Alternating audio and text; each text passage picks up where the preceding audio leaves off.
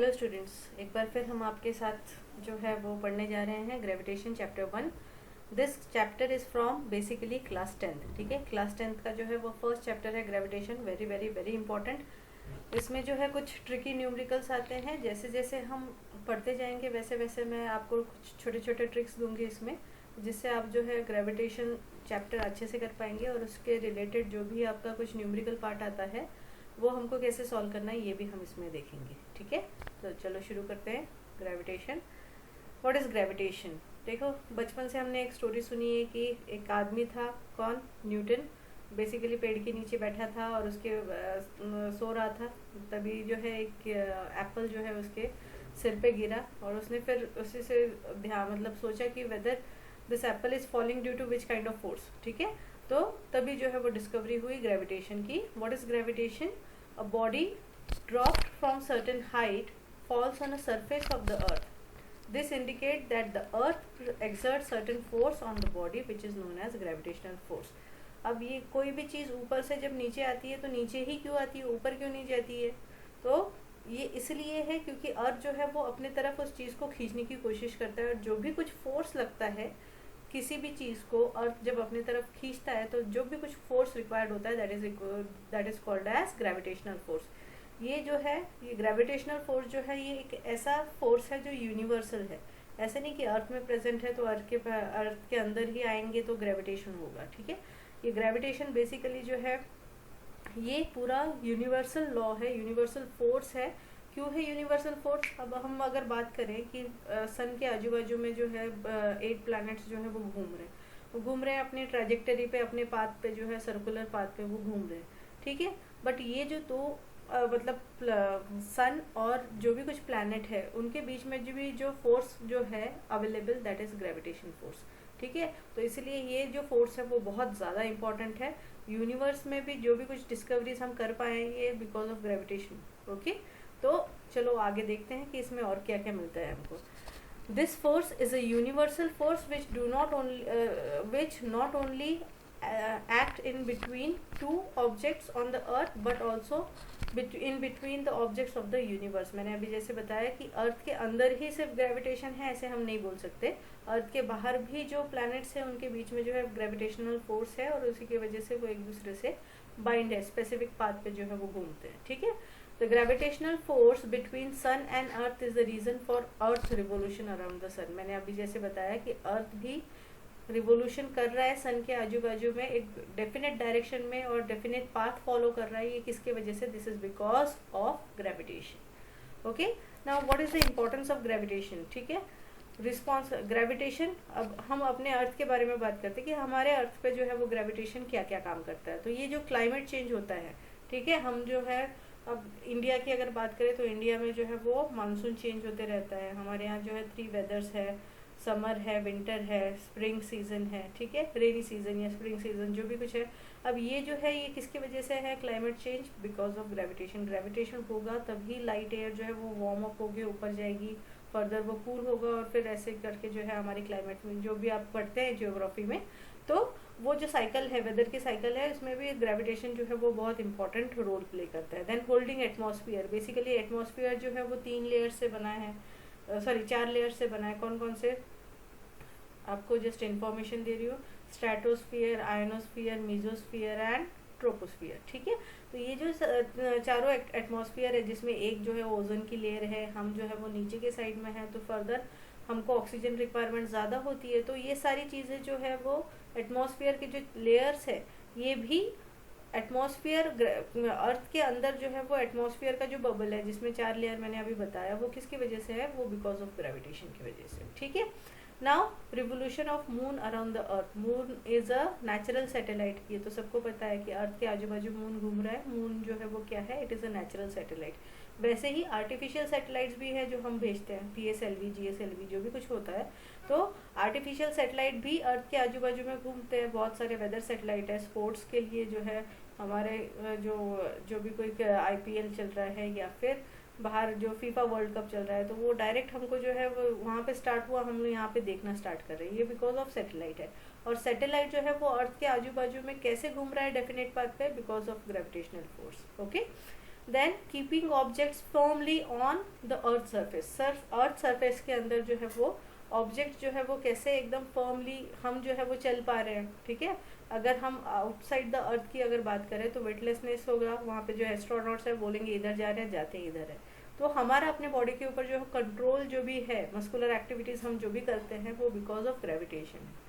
अगर ग्रेविटेशन नहीं होता तो हम लोग जो है वो फर्दर डिसाइड नहीं कर सकते थे कि हमको इधर जाना है उधर जाना है, क्या करना है मूवमेंट और क्या नहीं करना। Okay, then basically high tides on full moon day. अब फुल मून डे में जो है टाइडल एनर्जी के बारे में आपने पढ़ा होगा कि जो टाइड्स होते हैं वो ऊंचे ऊंचे जो सी के अंदर जो टाइड्स आते हैं फुल मून डे पे, उसी से हम लोग जो है वो इलेक्ट्रिक एनर्जी जो है वो फर्दर डिराइव करने की कोशिश करते हैं। उसमें नीचे जनरेटर टर्बाइन लगा दिया, उसमें मोशन हो गया, टाइड्स जैसे ही फॉल होते हैं उसके ऊपर, तो वो फर्दर जो है वो हमको जो है इलेक्ट्रिक एनर्जी जो है वो प्रोड्यूस करने में मदद करते हैं। तो ये जो हाई टाइडल एनर्जी है ये भी फुल मून डे या न्यू मून डे के टाइम पे सबसे ज़्यादा होते हैं, और उसी को हम जो है फर्दर हमारे एनर्जी प्रोडक्शन में हम लोग जो उसको यूटिलाइज करते हैं। This is all because of gravitation. Okay, इसके आगे भी बहुत सारे एग्जाम्पल्स है, but just for sake of knowledge आपको जो है ये सब बताया जा रहा है। Then next circular motion and centripetal force. अब सर्कुलर मोशन की जो है हमने जो पहले भी बहुत बात कर चुके हैं, क्लास 9th में भी लॉज ऑफ मोशन आपने देखा हुआ है, उसमें भी हमने थोड़ी बहुत सर्कुलर मोशन की बात की थी। What is circular motion?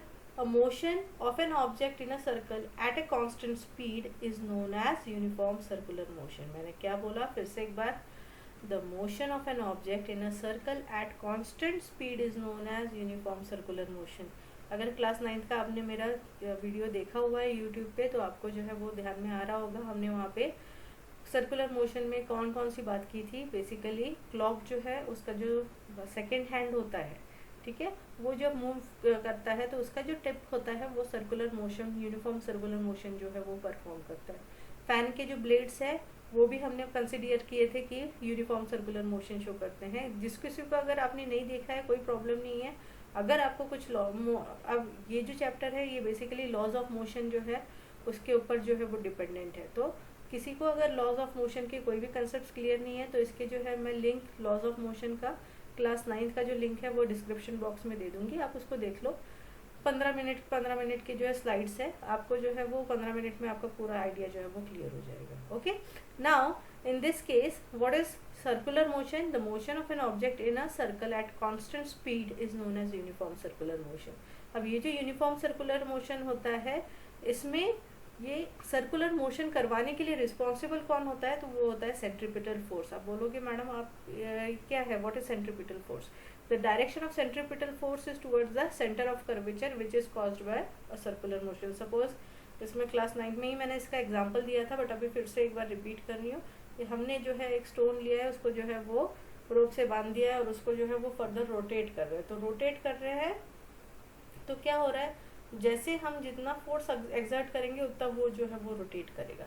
तो ये जो फोर्स है that is centripetal force. What is centripetal force? इसका जो है सेंटर ऑफ कर्वेचर, मैं बीच में से जो है मेरा हैंड जो है वो फर्दर मूवमेंट कर रहा है। अगर मैंने मूवमेंट करना छोड़ दिया तो वो स्टोन जो है वो घूमना छोड़ देगा।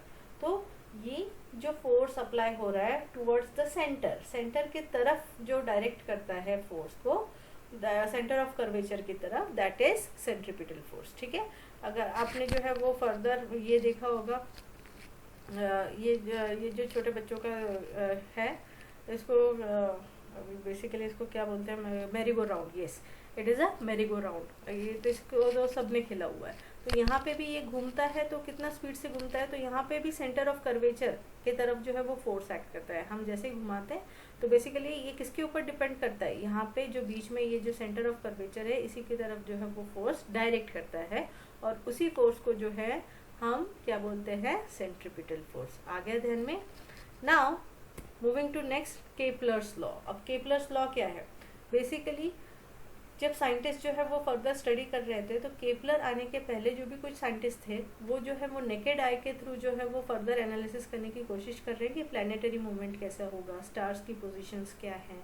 तो उसके अकॉर्डिंगली वो कैलकुलेट करते थे, और कैलकुलेट करके वो डाटा कलेक्ट करके जो है वो फर्दर एनालाइज करने की कोशिश करते हैं कि जो सन है उसके आजू बाजू में अर्थ है वो कैसे मूव कर रहा है। ठीक है, तो उसके अकॉर्डिंगली वो कैलकुलेट करते थे और कैलकुलेट करके जो डाटा कलेक्ट करके जो है वो फर्दर एनालाइज करने की कोशिश करते हैं कि जो सन है उसके आजू बाजू में अर्थ है वो कैसे मूव कर रहा है। ठीक है, तो केपलर आने के पहले जो है वो सबने जो है बताया था कि सन के आजू बाजू में जो भी कुछ प्लैनेट्स मूव कर रहे हैं वो सर्कुलर पाथ में मूव कर रहे हैं। बट जैसे ही केपलर आया, केपलर जो है वो फर्दर किसी साइंटिस्ट के अंडर जो है वो काम कर रहा था।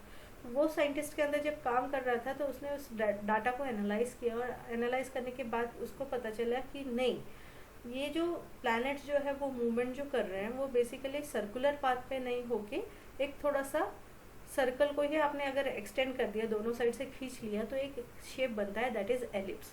तो एलिप्टिकल पाथ को जो है, पाथ को फॉलो करके जो है वो प्लैनेट जो है वो सन के अराउंड घूम रहे हैं। अब आपको जब केपलर्स लॉ स्टडी करना है तो सबसे पहले सर्कल और एलिप्टिकल पाथ में क्या डिफरेंस होता है ये पता होना चाहिए, ठीक है। तो इसलिए देखो, दिस इज सर्कल। सर्कल में जो सेंटर पॉइंट होता है, सेंटर से जो एंड पॉइंट जहाँ भी अगर हम जाए, जिस भी डायरेक्शन में जाए, तो ये जो एंड पॉइंट होता है from the centre is called as radius, ठीक है। सेंटर से ये जो सर्कुलर पाथ का जो एंड पॉइंट है, तो यहाँ पे ये जो डिस्टेंस हो गया इसको हम जो है वो रेडियस बोलते हैं। In case of ellipse, ellipse जब होगा तो इसमें जो है वो एक सेंटर जो है हम यहाँ पे डिसाइड नहीं कर सकते, तो यहाँ पे हम जो है वो दो फोकाई लेते हैं, that is F1 and F2। अब यहाँ से क्या होता है कि सेंटर से कोई किसी भी डायरेक्शन में आप जाओ तो रेडियस जो होता है वो सेम होता है। बट इन दिस केस ये जो फोकाई होता है, अगर एक कोई ये फोकाई ऐसे पोजीशन पे जो है वो फिक्स है कि यहाँ से सपोज मैंने ये जो डिस्टेंस है foci to A to this foci B, ये जो डिस्टेंस है वो कांस्टेंट होता है। आप यहाँ से गिन लो, आप यहाँ से गिन लो, ये जो ए बी पॉइंट है या आप कहीं भी घुमा लो, बट फोकाई से दैट पॉइंट और वहाँ से डिस्टेंस ये जो है दोनों का सेम रहेगा। अब यहाँ पे फोकाई 1 से ए और यहाँ से फोकाई 2 ये डिस्टेंस, और फोकाई 2 से बी और यहाँ से फोकाई 1 ये डिस्टेंस जो है वो सेम है। तो जहाँ जैसे यहाँ पे रेडियस काम करता है वैसे ही यहाँ पे फोकाई काम करेगा। आ गया ध्यान में what is ellipse, what is circle, ये जो कंसेप्ट है वो आपको क्लियर हो गया। चलो अब देखते हैं what is Kepler's law. Kepler's first law ने जो है वो क्या बोला है, every planet move around the sun in a elliptical orbit with sun on its one of the foci. मैंने जैसे पिछले क्लास में बात की कि फोकाई जो है दो फोकाई होते हैं। अगर एक फोकाई पे हमने सन को रख दिया तो दूसरे इस पे जो है वो अर्थ जो है वो फर्दर एक फोकाई पे जो सन रख दिया है तो उसी के इलिप्टिकल पाथ पे जो है वो अर्थ जो है वो फर्दर क्या करेगा, मूव करेगा। यहाँ पे दिख रहा है आपको सन जो है एक फोकाई पे है, तो एक पॉइंट ऐसा आता है, सॉरी एक पॉइंट ऐसा आता है कि जिसमें अर्थ जो होता है वो सन के बहुत पास चले जाता है, जबकि एक पॉइंट ऐसा आता है जब अर्थ जो है वो मैक्सिमम डिस्टेंस होता है सन के। आ रहा है ध्यान में, एक बार फिर से देख लो, ये देखो अर्थ जो है वो मूव कर रहा है, इस पॉइंट पे मैक्सिमम डिस्टेंस है और इस पॉइंट पे जो है वो मिनिमम डिस्टेंस है। ओके, ध्यान में आ गया। Now next, this is the Kepler's first law. अब देखो बेटा, जब भी आप लॉ को डिफाइन करते हैं तो लॉ को डिफाइन करते समय जो भी उसका डेफिनेशन है वो वर्ड टू वर्ड सेम होना चाहिए। जैसे यहाँ पे बोला है every planet move around the sun in a elliptical orbit with sun on its one of the foci. अब यहाँ पे ये सेम टू सेम क्यों होना चाहिए, डेफिनेशन कभी भी आप अपने मन से नहीं लिखेंगे। मतलब मन से मतलब क्या है, इसमें ओन वर्ड्स में आप डेफिनेशन मत लिखिए, जहाँ तक हो सके आप डेफिनेशन को जैसा है वैसे ही लिखने दीजिए। Okay, it is important. Now Kepler's second law, the line joining the planet and the sun sweeps equal area in equal interval of time. अब इसका क्या मीनिंग है, ये देखो यहाँ पे सन है, सपोज अर्थ जो है इस यहाँ पे है, इस पोजीशन पे है, तो dt टाइम पे अर्थ ने जितना मूव किया, तो ये सपोज एरिया A1 है, तो dt टाइम पे जितना अर्थ dt टाइम पे जितना अर्थ जो मूव कर रहा है तो ये एरिया A1, और उसके बाद सपोज अर्थ ने वही dt टाइम पे इतना एरिया कवर किया, तो ये जो डिस्टेंस है, ये जो एरिया A2 है ये हमेशा सेम रहेगा। अब यहाँ पे एरिया जो है यहाँ थोड़ा सा ब्रॉड लग रहा है, यहाँ पे थोड़ा सा नैरो लग रहा है, यही अगर यहाँ पे पोजीशन होती तो और भी नैरो होता, बट इसका जो है हाइट, डिस्टेंस या बेस, ये जो है अगर हमने ट्रायंगल कंसिडर किया तो हाइट या फिर बेस जो होता है वो वेरी करता है, तो उसी के अकॉर्डिंगली वेरी करेगा, बट उसका जो फाइनल आंसर होगा वो सेम होगा। A1 will always, A1 area जो है वो ऑलवेज इक्वल्स टू A2 और A3। अब जो भी कोई एरिया ले लो इलिप्टिकल पाथ पे वो सेम रहेंगे। ओके, ध्यान में आया। The line joining the planet and the sun sweeps equal area in equal intervals of time. This is Kepler's second law. Now Kepler's third law क्या बोलता है, the square of the time period of a planet revolving revolution around the sun is directly proportional to the cube of the mean distance of the planet from the sun. अब basically mean distance कितना है planet से सन का, वो है r, ठीक है। और एक अर्थ को जो है वो फर्दर इस सन के ऊपर आजू बाजू में रिवॉल्व करने के लिए जो भी टाइम पीरियड लग रहा है, कंप्लीट वन रिवोल्यूशन के लिए जो टाइम पीरियड लग रहा है दैट इज t। तो ये जो है टाइम और डिस्टेंस, इसका रिलेशन क्या है, the square of the time period of the planet revolution, मतलब t square is equals to r cube. ये जो डिस्टेंस है इसका r क्यूब, इसका क्यूब जो है वो दो टाइम पीरियड के इक्वल्स होता है। ओके, अब ये जो है केपलर ने 1, 2 और 3 जो है वो लॉ तो दे दिए, बट इसको जो है वो फर्दर प्रूफ नहीं कर पाया। ये उसका कंसेप्ट जो भी उसने बताया था वो बिल्कुल करेक्ट था, बट ये वो प्रूफ नहीं कर पाया, और इसको प्रूफ करने के लिए further Newton's law of gravitation आया। ठीक है, हमने जो है वो न्यूटन्स लॉ ऑफ मोशन देखा था क्लास 9th में। अब इसके बाद हम देखेंगे न्यूटन्स लॉ ऑफ ग्रेविटेशन, जिसमें केपलर के जो भी उसने एनालाइज करके जो भी लॉज दिए थे उसको जो है वो न्यूटन ने प्रूव करने की कोशिश किया अपने कंसेप्ट्स में। तो ये जो न्यूटन्स लॉ ऑफ ग्रेविटेशन है, ये अब हम अपने नेक्स्ट क्लास में देखेंगे। होप करती हूँ आपको समझ में आ गया होगा ये सारा। ठीक है, मैक्सिमम जो भी आपको लॉज दिए हुए हैं वो लॉज हमेशा वैसे ही वर्ड टू वर्ड रखनी चाहिए।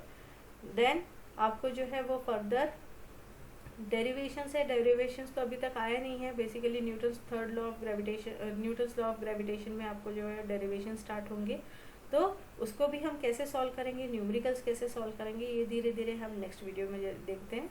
अगर आपको सच्ची में हमारा चैनल अच्छा लग रहा है तो प्लीज़ लाइक करें, शेयर करें और सब्सक्राइब करें। अगर आपको कोई भी डाउट है तो प्लीज़ आप कमेंट बॉक्स में मेंशन कर सकते हैं, हम जो है उसको सॉल्व करने की कोशिश करेंगे। Thank you very much.